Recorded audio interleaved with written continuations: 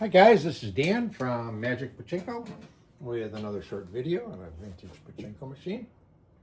Today we're featuring Maruhon. I'm not sure of the year, obviously in the mid-70s. Showa sticker is, or the licensing sticker is pretty shot.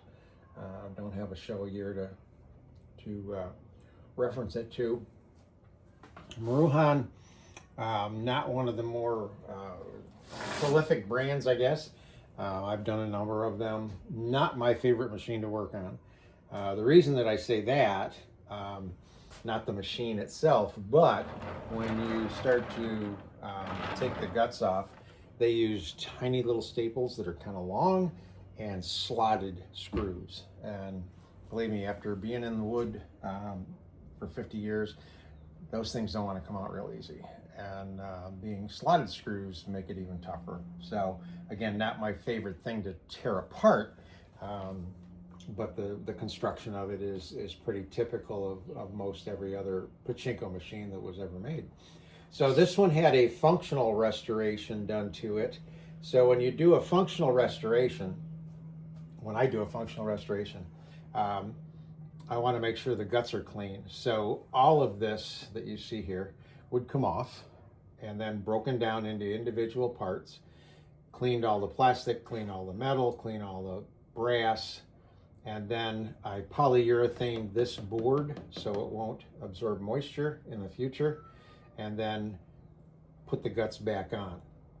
I also take the entire launch mechanism off, put it in my sonic cleaner, get it nice and clean, and then re-lubricate the ball bearings. That's the one thing that does get lubricated on these machines is the ball bearings, metal on metal, not plastic and brass.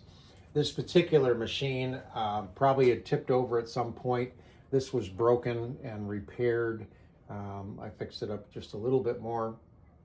And then the upper or the lower feed chute cover was missing, and somebody had made one, and when I took it all apart to clean it, I got rid of that. And what I use, which works really good, is this is a piece of vinyl siding, and you just cut it to shape, and then you can actually heat it up with a hot air gun and get the bend there in it, and then I just tacked it in with some nails. So not removable like the other ones, but unless you pull the nails, but who cares. This is a maintenance piece here, this little red thing. When it's forward, it stops the balls right there, so you want to make sure this is back. So when you get ready to load this, the first thing you want to check is the ball dump. So on these particular machines, this is the ball dump right here. So when this is up and it's spring-loaded, it'll pull back. You notice it changed the position of, I call them L's. Somebody else referred to them as a chair shape. It allows them to do this, and the balls would go down the dump chute, okay? So when you get ready to load your machine, you want to make sure that you pull back on this. It'll drop these L's back down to where they want to be. And then there's a notch in here, and it'll grab that little piece of brass. And speaking of that little tiny piece of brass and a little brass screw, I had that in one of my little containers on my workbench. And I went to rebuild this piece, and I could not find that little cup with the brass parts in it. I looked everywhere. And I finally looked down on the floor, and I spotted that little brass piece. And I actually found one of the little screws on the floor. Later on, I found the other screw up on my bench. What had happened is I have my squirrel buddies come in and take peanuts from me. And squirrel had come in while I wasn't in the garage, was up on my bench. I came in the garage, scared him. He ran across my bench, and everything went flying. So fortunately, I was able to find that little brass piece. So let's get this loaded up. When you do load this, again, keep the ball dump mechanism set. Make sure this is tipped back. And you just want to take a handful, So it should go from the upper hopper across the upper feed chute into the turnaround, into the lower feed chute, and into the jackpot. And they'll stop right here, 7 on each side.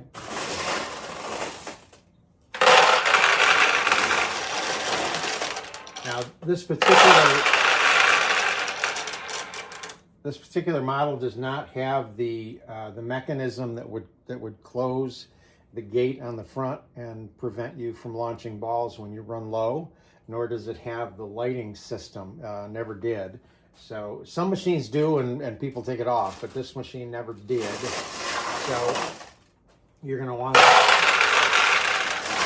take your 500 Pachinko balls that you should have, put 475 of them right up in there, load it right up. And then the last thing you want to do is make sure that the seesaw is tipped properly inside this chamber. In this case, it's brass, and the seesaw sits in there, should be sitting in there like that, not like that. If it is tipped down, there's a little message here, it just says push up on this little push rod before you get ready to play, and that will bring the seesaw from here to here if it is down. Very important that the seesaw is up, okay? So you will need something under here to catch the losing balls and the winning balls. So anything will do. I just put my bucket of Pachinko balls there just to catch them. So we'll grab a handful to play with here. So now that the machine is properly loaded, this has a natural tilt back, which is what you want. This is going to get mounted in a wall cabinet. So I'll make sure that the owner understands that it needs to be tipped back just a little bit. So as a player, you're going to drop some balls into the upper feed tray.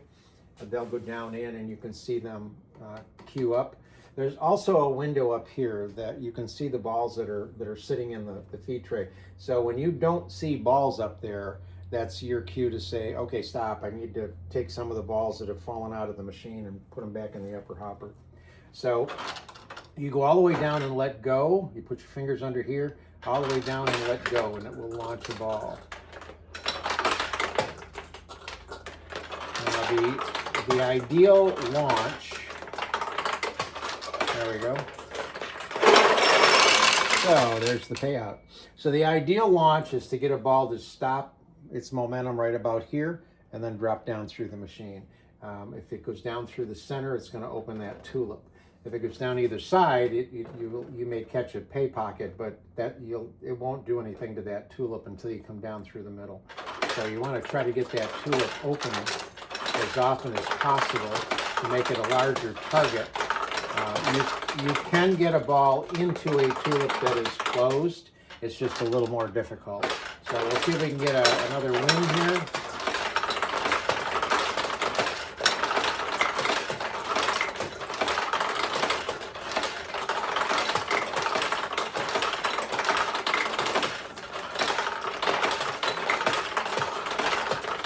There we go.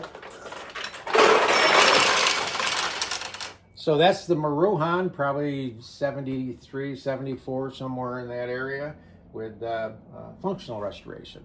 Hope you like it.